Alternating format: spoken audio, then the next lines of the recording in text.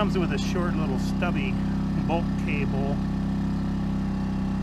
bulk hose. Got it hooked up to a 2.5 gallon bottle, and it takes the regular 16-ounce cylinders. I kind of have a hard time getting that bulk hose hooked up. You have to get it perfectly square. That's a pretty cool little generator. Won't have to mess with gasoline now, so you get a spark plug wrench, and you get the little Torx type screwdriver. Oil comes with it, so easy setup. Pour a little bottle of oil in. And give you a little oil filter or little oil spout, and then it comes with a little Torx screwdriver to get into the side. Actually pretty quiet.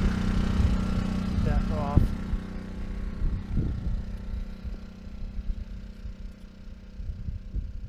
This is about 20 feet away. This panel. Got your engine switch. Got one outlet. It's got an overload reset circuit. And your ground overhead light.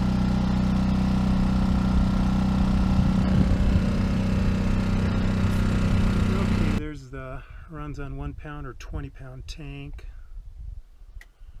Running watts 700. Okay, it'll run about 3 hours runtime at 25% load on a 1 pound, one of the regular standard green cylinders. I just screwed that in. Or 60-hour runtime at 25% load on a 20 pound tank. We've got that's a 11 pound tank right there that Irene picked up last week. So that'll run probably about 30 hours. You don't want to be running this a ton of time off of the green cylinders. It'll cost you quite a bit. You'll want to get a propane adapter and refill those bottles. You can do that easily, or definitely use the included hose for a bulk bottle and run it off a regular bulk bottle. It'll save you a lot of money doing it that way. Alright, there's the box. Weighs about, I think it was about 23 pounds, I think. 25.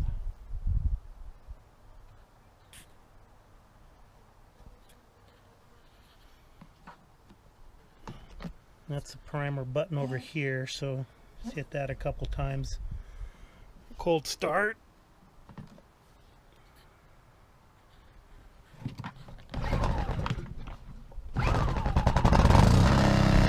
And it takes about 2 pulls to start.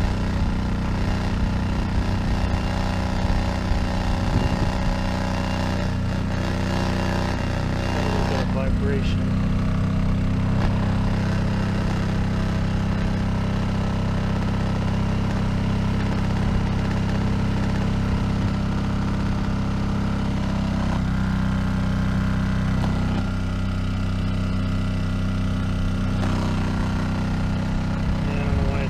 Maybe it's just sitting.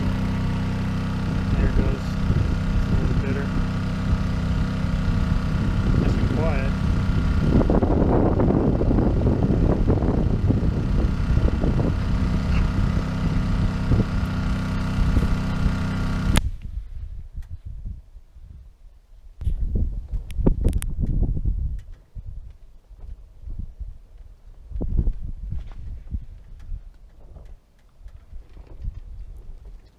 Alright, pretty cool generator. Works well. You have to be careful screwing a bulk cable in, or a bulk hose. Other than that, and you got Torx screws on the side case to get in to check the oil, but that's the only negative I can see. It's nice and quiet and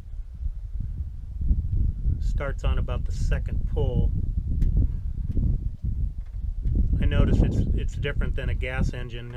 Once it starts, you still have to kind of hit the primer button even after it's started up. We ran it for about 20 minutes and had to hit the primer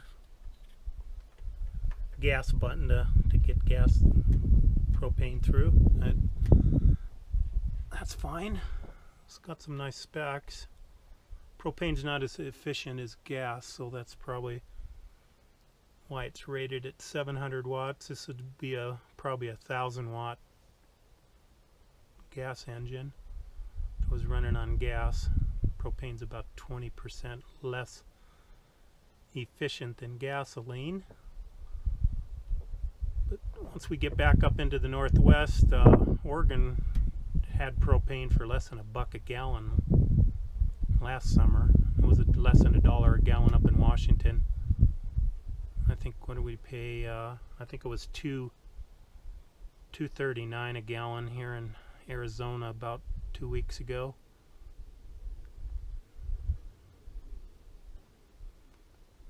If you got somewhere where you got cheap propane, definitely don't want to be running it off of these 1 pound green bottles. They're about $3-4 a bottle. Definitely get the adapter to fill those green bottles off a bulk tank, and you can look on YouTube and there's a dozen or more videos telling you how to refill these bottles. You can refill one of these bottles for about 50 cents. But that's convenient to, you know, if you want to run it for 2 or 3 hours and not have to mess with gasoline. That's my biggest problem, is if I want to keep gas, then you got to make sure you don't get that ethanol gas, and that ethanol gas is what kills these small engines. Running ethanol, and if you don't run it often enough, it'll gump up the carburetor, and ethanol will wreck a small engine. So do whatever you can. If you got a small generator, don't run that ethanol gas, and if you do, run it out every time you turn it off.